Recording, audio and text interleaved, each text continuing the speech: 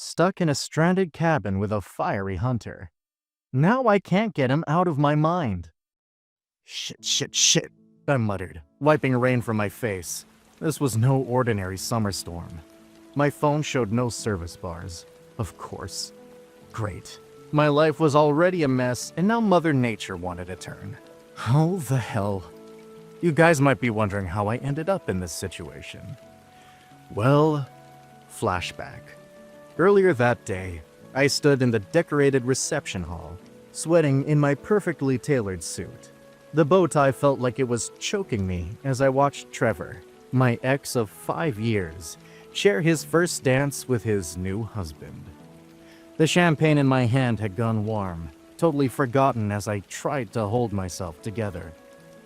Trevor looked flawless in his tux, of course, but the heartbreak he'd left me with 18 months ago still felt fresh, like it had never really healed. "You're doing great," Ellie whispered. She was Trevor's sister, and pretty much my only ally here. "Just 30 more minutes of photos, and you can sneak out." I nodded, not trusting myself to speak. I'd only agreed to be Trevor's best man because he said, "It would look weird if you weren't there. Everyone knows how close we've always been." Close.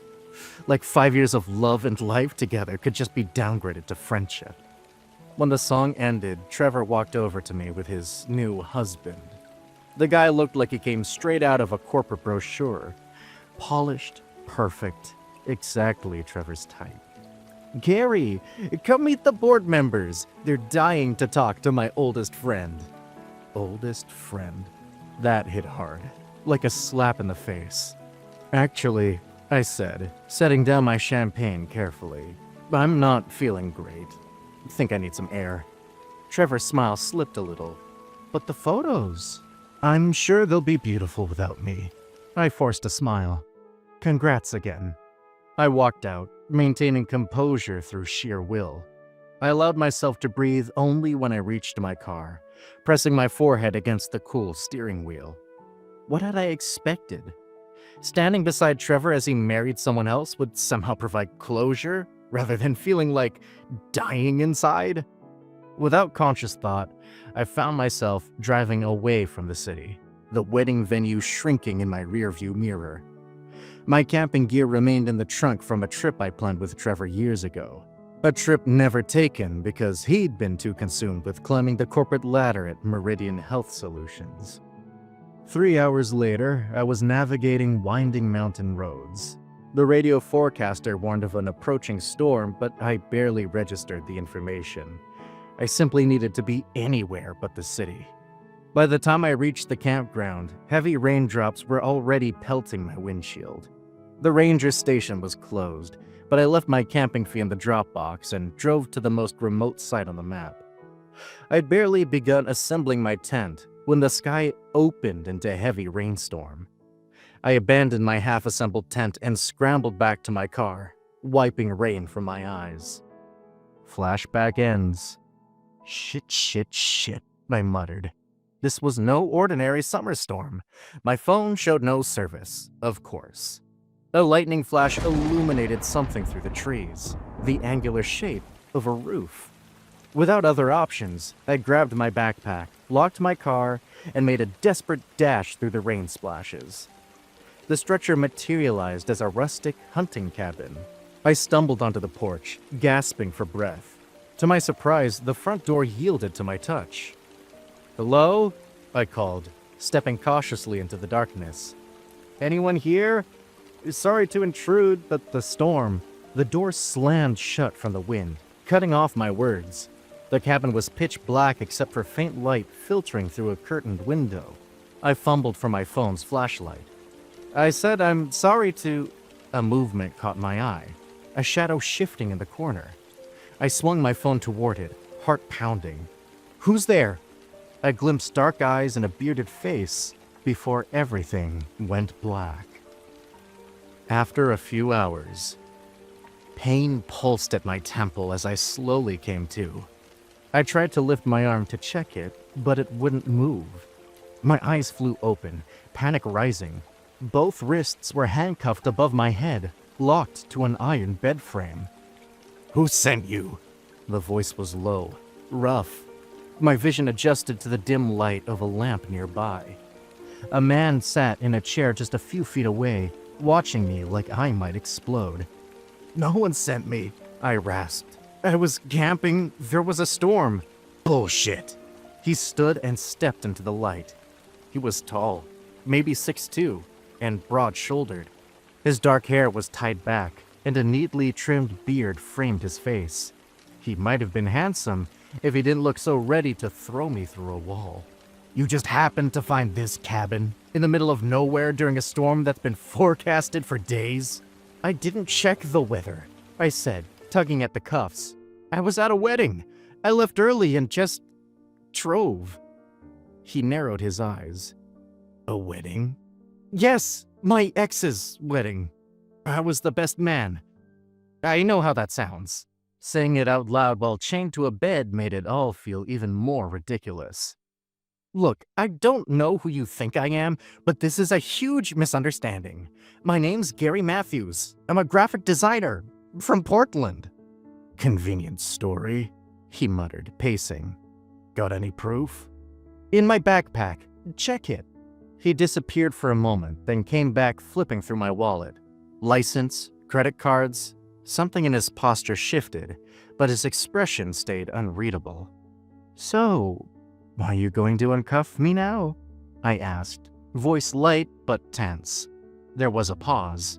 Then finally, he said, "Laz. My name's Laz." "Nice to meet you, Laz. Now how about those cuffs?" He crossed his arms. "The storm caused landslides. The road you came in on, totally washed out. We're stuck here for at least a week." My stomach sank. "A week? But I need to get back to your ex's honeymoon." His tone was sharp. I shut my mouth. Fair enough. I didn't have anywhere urgent to be. I'd cleared the whole weekend for the wedding anyways. Laz sighed and pulled out a small key.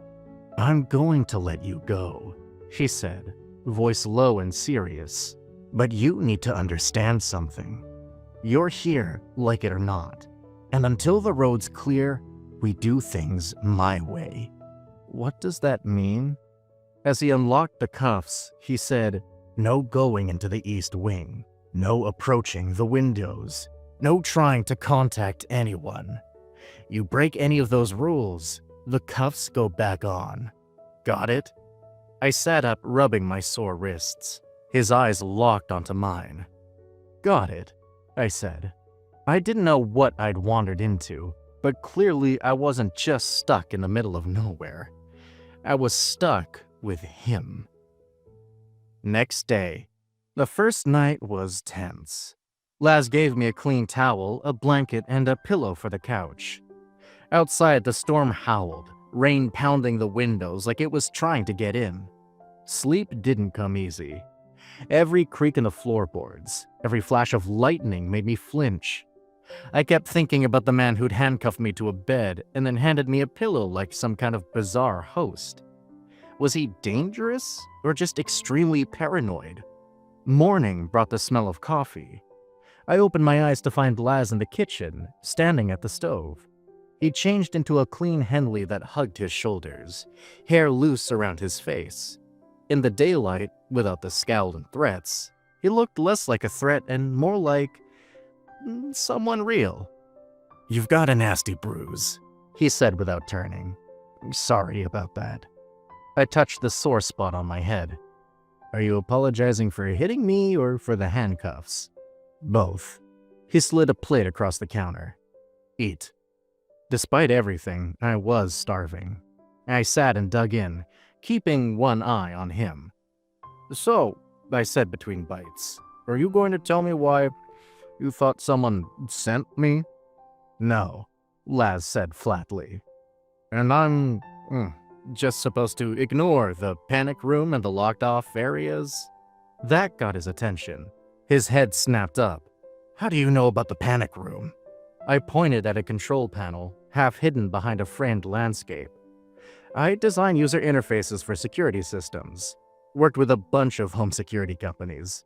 I know what I'm looking at. He stared at me, eyes narrowing. "You're observant." That might be a problem. Or maybe useful, I offered. I'm stuck here anyway. Maybe I can help with whatever this is. You can't, he said quickly, shutting the door on the topic. As he grabbed his jacket, I noticed him wince. You're hurt.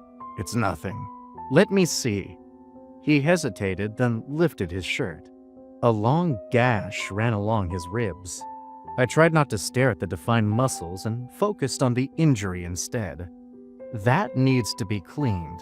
Do you have a first aid kit? He nodded toward a cabinet. I found it and waved him over. Laz sat down and I knelt in front of him, gently wiping the wound. His skin was warm under my fingers. He tensed slightly as I bandaged the cut. You've done this before, he said. I volunteered with a wilderness rescue team in college. First aid training was part of it. He gave a small nod. Thanks. Our eyes met. Just for a moment, but it hit hard. There was something in the way he looked at me, something I couldn't explain. His gaze dropped to my lips, then quickly away. He stood up fast, grabbing his coat. Stay inside, he said. I'll be back soon. Then he was gone. I let out a breath I didn't know I'd been holding. There was something about Laz. Maybe it was the quiet way he tried to care, even if he acted like he didn't. Or maybe it was just that he was the opposite of Trevor, who smiled with his mouth and lied with his eyes. Whatever it was, I wasn't sure I should trust it, but I knew I wanted to. After a few days, on the third day, I found a shortwave radio hidden behind a false panel in the bookcase. I was just about to flip it on when Laz's voice carried in from outside. Peeking through a gap in the curtains, I saw him with a handheld radio speaking in low, urgent tones. Package is secure, he said. No, the intruder isn't a concern. Just a hiker caught in the storm. Yes, I'm certain. The evidence remains intact. He turned toward the cabin. I moved fast, settling back on the couch and opening my book like I'd been reading the whole time. Find anything interesting? Laz asked as he stepped inside, rain dripping from his hair and jacket. Just this mystery novel, I said, holding it up. Figured out the killer by chapter 3. He smirked. Always analyzing, huh? Occupational hazard. I notice patterns. His gaze sharpened. And what patterns have you noticed here? That you're hiding something important? Important enough to keep me prisoner here. You're not a prisoner, Laz said, too quickly. Oh? Then I'm free to leave? He frowned. Into a forest full of mudslides? That'd be suicide. So this is for my own good. Something like that. We stared at each other, something tense and electric simmering beneath the surface. Laz looked away first, muttering something about dinner, and disappeared down the hall. That night, the storm ramped up. I lay awake on the couch, restless. Thunder boomed, lightning flashed, and in the doorway, I saw him. Can't sleep? Laz asked, settling into the armchair nearby. The soft glow from the fireplace made him look almost gentle. The storm, I said quietly. He got up and returned with 2 glasses of whiskey. Our fingers brushed as he handed me one. To unexpected company, he said. To mysterious hosts, I replied. We drank. The whiskey burned, but it also loosened something. I told him about the wedding, how I stood beside my ex while he married someone else. That someone being a top exec at Meridian Health Solutions. At the mention of the company name, something in Laz shifted. His grip tightened around the glass. Elijah, he said after a long silence. That's why I'm here. He was my partner. Died of a rare blood disorder 3 years ago. I waited, but he didn't say more. Just stared into the fire like it might bring Elijah back. Then, the lights went out. Wind howled, rain lashed the windows. Laz clicked on a flashlight. In the sudden beam, his face was inches from mine. I don't know who moved first. 1 second we were looking at each other. The next, we were kissing. His hand cradled my face, his beard soft against my skin. I pulled him closer, fingers in his hair. Then just as suddenly, he pulled away. "I shouldn't have done that," he muttered, standing. And then he was gone, disappearing with the flashlight and leaving me alone in the dark. I lay there for a long time, staring at the ceiling, touching my lips where his had been. That kiss stirred something I thought had died with Trevor's betrayal. Hope, warmth, connection. He called it a mistake, but to me, it felt like the first real thing in a long time. Next day. The tension was palpable the next morning as Laz moved silently around the cabin, deliberately avoiding my gaze, though the air between us remained charged. About last night, I started over breakfast. "It was a mistake," Laz interrupted firmly. "One that won't happen again." His dismissal stung unexpectedly deep. "Right, because you're keeping me prisoner and that would make it Stockholm Syndrome." Laz flinched. "That's not..." He raked fingers through his hair. "It's complicated." "Then uncomplicate it," I challenged. "I can't." He abandoned his half-eaten breakfast and headed for the door. "Need to check the property." "You can't keep avoiding this conversation." He paused at the threshold. "It's not you I'm running from," he said quietly, before disappearing outside. While he was gone, curiosity drove me to explore the forbidden East Wing. In what appeared to be Laz's study, I discovered folders labeled Meridian Health Solutions, Site 37 Contamination, alongside medical records documenting rare blood disorders, the same thing that killed Elijah. My heart raced. Meridian was Trevor's company. "I told you this area was off limits." Laz's voice came from behind me, dangerously quiet. "This is about Trevor's company," I said. "They're connected to Elijah's death, aren't they?" "You're a whistleblower." After studying me intently, Laz seemed to reach a decision. He explained how, as an environmental engineer, he'd discovered Meridian was illegally dumping chemicals into rural groundwater, causing deadly blood disorders in communities, including Elijah's. When he began collecting evidence, Meridian sent people to silence him. "I didn't trust you because of your connection to a Meridian executive," he admitted. "And you pulled away after we kissed because you didn't want to drag me into danger," I realized. Laz's eyes softened. "Partially. After Elijah, I didn't think I could feel this way again, especially for someone connected to his killers." I moved closer. "I want to help. This isn't just your fight anymore." Instead of shaking my extended hand, Laz pulled me into a fierce embrace. "Thank you," he whispered simply. A day later. The next day, as the storm began to subside, Laz showed me the security systems he'd installed around the property. We spent hours reviewing contingency plans, escape routes, and the evidence he'd collected. As we worked side by side, I became increasingly aware of him. His brow furrowing in concentration, his hands moving with precise efficiency, the occasional brush of our shoulders sending electricity through my body. Several times, I got him watching me with an intensity that made my heart race. During a break, we sat on the porch, watching the clouds begin to clear. "It's beautiful here," I said. "Under different circumstances, it would be the perfect getaway." Laz glanced at me. "Is that what you were looking for when you drove up here? A getaway?" "I guess I was running away," I admitted. "From Trevor, from the wedding, from feeling like I'd spent 5 years of my life on someone who could discard me so easily." "His loss," Laz said quietly. I turned to him, surprised by the sincerity in his voice. "You don't even know me." "I know enough," Laz replied, his eyes meeting mine as the air between us thickened. "I know you're brave, resourceful, compassionate. Not many people would offer to help a stranger who'd handcuffed them to a bed." I laughed. "When you put it that way, it does sound a little crazy." "Maybe we're both a little crazy." The moment stretched between us, charged with possibility. Laz leaned toward me, his intent clear in his eyes. But before our lips could meet, the distant thrum of helicopter blades broke the silence. Laz tensed, motioning for me to go inside. "Stay low and away from the windows," he ordered, his voice shifting back to the commanding tone from our first encounter. I watched through a crack in the curtains as a helicopter hovered before departing.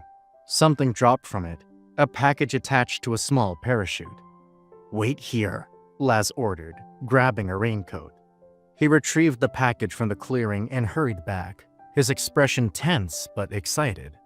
"For my contact," Laz explained, opening the box to reveal a satellite phone and a USB drive, the final pieces we need for the case. We spent the evening reviewing the new evidence. When we finally took a break, Laz made a simple dinner. We ate in companionable silence. The tension of the past days transformed into something more like partnership. "Tell me something about yourself," Laz said suddenly. "Something not related to all this." I thought for a moment. "I used to compete in ballroom dancing." Laz's eyebrows shot up. "Ballroom dancing? You're full of surprises." "Your turn," I said, smiling. "I play the cello." "I'd like to hear." "Maybe someday," Laz said, his eyes meeting mine. "When this is all over." The promise of someday hung between us, laden with possibility. I felt a flutter in my chest at the thought of a future beyond this cabin. "Show me," I said impulsively. "Show you what?" "How you dance. There's enough room here." I stood, moving the coffee table aside. Laz laughed. "I don't know how to ballroom dance." "I'll teach you," I said, extending my hand. After a moment's hesitation, Laz took it and stood.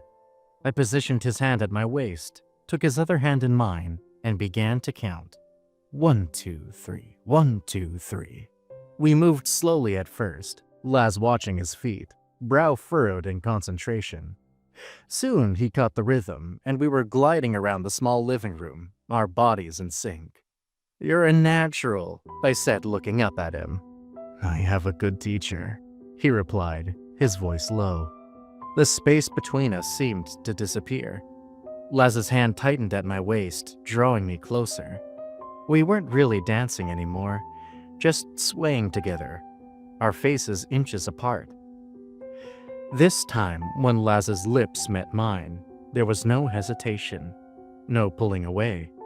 His kiss was gentle at first, questioning, but when I responded, pulling him closer, it transformed into something deeper. His hands moved to cradle my face as if it were something precious, his thumbs tracing my cheekbones. When we finally broke apart, both breathing heavily, his forehead rested against mine. In his eyes, I saw the same wonder I felt. "I've been fighting this since the moment you woke up in my bed," Laz admitted, his voice rough. "Every time you smile, every time you show that stubborn courage of yours, it gets harder to remember why I shouldn't feel this way."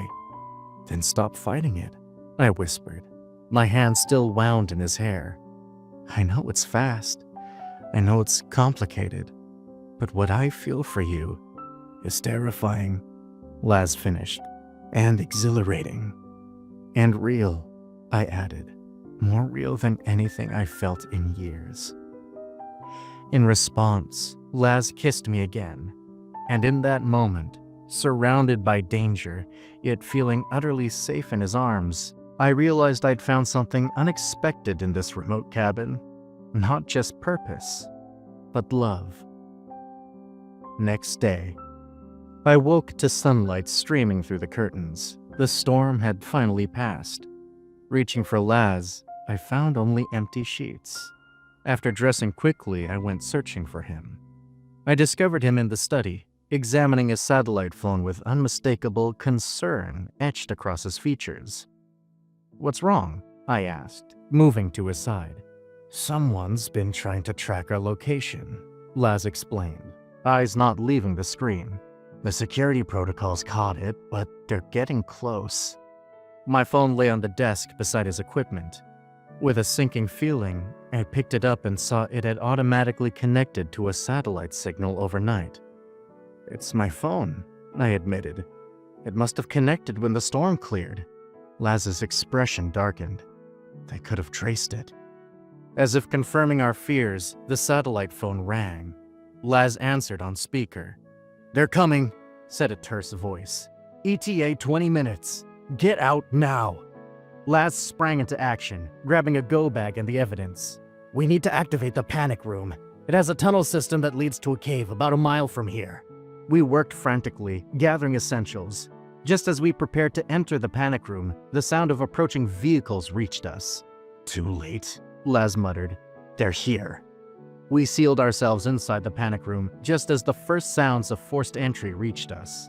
Through the security monitor, we watched armed men in tactical gear sweeping through the cabin. Laz pulled me close, pressing a kiss to my forehead. "Whatever happens, stay close to me." "Where does the tunnel exit?" I whispered. "Near a ranger station about 2 miles east. My contact works there." A voice through the cabin's intercom froze my blood. "Gary, I know you're in there. It's Trevor. We just want to talk." Laz and I exchanged alarmed glances. He recognized my car in satellite imagery, I realized aloud. "How would he have access to that?" Laz whispered. "Meridian has a security division that monitors potential threats," I explained. "Trevor mentioned once that they have contracts with private satellite companies. They must have been monitoring this area already looking for you. When my car showed up on their scan, they put it together," Laz finished grimly. "Gary, please," Trevor continued. "This has gotten out of hand. Mr. Lawson has stolen confidential company property. We just want it returned, and everyone can walk away from this." "Like Elijah walked away," Laz muttered bitterly. I took his hand, squeezing it. "We're going to make them pay for what they did to him. I promise." The mercenaries began attempting to breach our sanctuary. The reinforced door would hold temporarily, but not forever. "We need to go," Laz said, revealing the hidden tunnel entrance. "Now."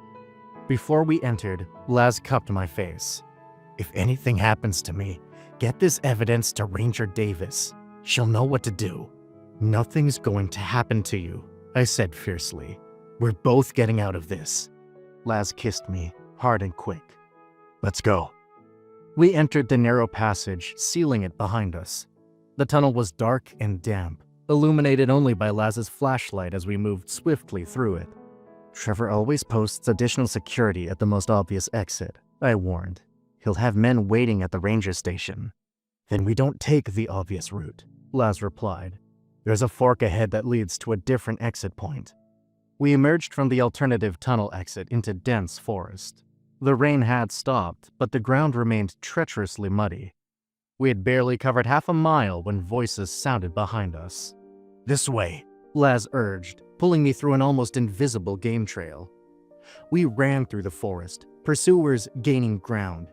Suddenly, a shot cracked through the air. Laz jerked forward with a grunt of pain, falling to one knee. "Laz!" I dropped beside him. Blood spread across his shoulder. "Keep going," he gasped. "Take the evidence. The ranger station is that way." He pointed eastward. "I'm not leaving you," I said firmly, tearing a strip from my shirt to bandage his wound. "Can you walk?" With my support, Laz struggled to his feet. We continued more slowly, each step visibly agonizing for him. "They're gaining on us," Laz said through gritted teeth. "Stay with me," I murmured. "Just a little further." "If we don't make it," Laz began weakly, "I want you to know." "Save it," I interrupted. "Tell me later when we're safe." "No." Laz stopped, forcing me to stop with him. Despite the danger, despite the pursuers closing in, he kept my face with his bloodied hand. "I love you, Gary. I need you to know that. I've never felt this way, this quickly, this completely." My heart threatened to burst from my chest. "I love you too," I whispered, the words coming easily because they were true. "But I'm not losing you. Not now. So we're going to keep moving, and you're going to stay conscious, because we have too much to look forward to." Something shifted in Laz's eyes, determination returning, pushing back the pain and weakness. He nodded, straightening slightly. "Lead the way," he said, pressing a quick, fierce kiss to my lips. I recalled my search and rescue training. The stream. We can follow it downstream. It'll mask our scent and footprints. We waded into the cold water, letting the current assist our escape. After what felt like an eternity, we spotted the ranger station, but Trevor's vehicles were already parked outside. "We can't go there," I whispered. "They're waiting for us." Laz, pale from blood loss, leaned heavily against me. "There's no other option. I can't go much further." I studied the station. "I have an idea." Trevor always expects a direct approach. He never accounts for misdirection. I created a diversion, using techniques Laz had taught me, drawing the mercenaries to the station's west side. Meanwhile, we slipped in through the east service entrance. Inside, we encountered a tall woman in a ranger uniform, her hand hovering near her weapon. "Ranger Davis," Laz said weakly. "Package delivered." Her stern expression softened. "About time, Lawson. You look like hell." "Federal Agent Davis," she explained, helping Laz to a chair. "Laz's contact investigating Meridian." While she treated Laz's wound and I explained our situation, the door bust open. Trevor entered with 2 armed men. "Carrie," he said, his smile twisted with anger. "You have no idea what you've gotten involved in." "I know exactly what I'm involved in," I countered, standing before Laz protectively. "You're poisoning communities for profit." "It's business, Gary. Nothing personal." "It was personal to Elijah," Laz said weakly, "and to all the others who died." I reached back for Laz's hand, feeling a courage I'd never known before. "Drop your weapons," Agent Davis ordered. "Federal agent, you're surrounded." Trevor scoffed. "By what? Park rangers?" On cue, FBI agents poured in from outside. Trevor's face drained of color. "By the Federal Environmental Crimes Task Force," Davis announced. "Your mercenaries are already in custody." As Trevor was led away in handcuffs, his expression showed pure bewilderment. I turned to Laz. "You okay?" Laz squeezed my hand. "Better now." A few days later. The hospital room was quiet except for the steady beep of monitors. Laz slept peacefully, his shoulder heavily bandaged. I hadn't left since they brought him in for surgery to remove the bullet. The doctors promised a full recovery, but seeing him bleeding in the forest had shaken me to my core. How quickly he'd become my world. Agent Davis had visited earlier, confirming the evidence was secure, and several Meridian executives, including Trevor, were in custody. "You two make quite a team," she'd observed with a knowing smile. Laz stirred, eyes fluttering open. When they focused on me, his smile made my heart skip. "You're still here," he murmured, voice rough. "Where else would I be?" I took his hand, careful of the IV. "I thought I might have dreamed it," he admitted. "What you said in the forest." "That I love you? Not a dream." "Good," he replied, squeezing my hand. "Because I meant what I said too. I love you, Gary. I know it's fast. Sometimes, when it's right, it just is." I interrupted. "The moment I saw past your gruff exterior to the man fighting for justice, who still grieves for Elijah, I was already falling." "What happens now, after I get out?" "Now," I said, kissing him gently, "we figure it out together, one day at a time." 1 year later. I adjusted my tie as I descended the courthouse steps. My testimony had been the final nail in Meridian Health Solutions' coffin. Trevor and the other executives were facing significant prison time. The past year had been a whirlwind. After recovering from his gunshot wound, Laz had been offered a position with Environmental Protection Agency. My wilderness search and rescue experience proved unexpectedly valuable as I launched a nonprofit, dedicated to supporting the affected communities, organizing teams to test water sources in remote areas, and developing emergency response protocols for contamination events. What began as college volunteer work had become my life's mission, fueled by what I'd witnessed with Laz. We had built a life together, first in separate apartments as Laz recovered, then sharing a home when it became clear that we'd rather spend our nights together than apart. Our relationship had grown, from the intensity of those days in the cabin into something deeper, more solid. We'd seen each other at our most vulnerable and our strongest. Last night, as we'd lain in bed together, Laz had traced a now familiar pattern on my chest. "Do you ever think about how we met?" he'd asked. "You mean when you knocked me unconscious and handcuffed me to a bed?" I teased. "Not my finest moment," Laz admitted with a smile. "But I've been thinking about how many things had to align for us to find each other. You had to be at that wedding, had to leave early, had to drive up that specific mountain road during that specific storm. Are you saying it was fate?" "I'm saying ungrateful," Laz had replied, pressing a kiss to my lips. "Every day, I'm grateful for the storm that brought you to me." Now lost in thought, I almost didn't notice the motorcycle pulling up beside the courthouse steps. The rider removed his helmet, revealing Laz's now familiar grin. My heart still skipped a beat at the sight of him as he smiled at me. "How'd it go in there?" Laz asked. "Guilty on all counts," I replied. "It's finally over." Laz's smile widened. "Just in time. I got the transfer approved. Seattle office, starting next month." My heart leapt. We had been discussing the possibility of Laz transferring to the Seattle EPA office, which would mean I'd need to relocate my nonprofit's headquarters from Portland. That's amazing," I said, unable to keep the emotion from my voice. "I've already been talking to some environmental groups in Seattle about office space. I could make the move within weeks." Laz squeezed my hand. "I found us a place halfway between Seattle and Tacoma. 30 minutes to my office, and right near the water." He then held out a spare helmet.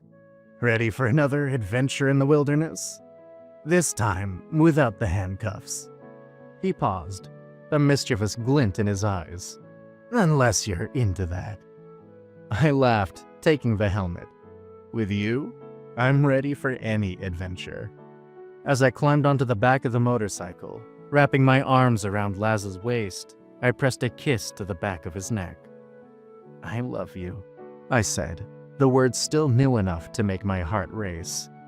Laz turned slightly, meeting my eyes over his shoulder. "I love you too. Let's go home." The end. What would you do if a hot stranger handcuffed you? Thanks for watching. Consider subscribing to become a part of our Rainbow Force, and stay wholesome.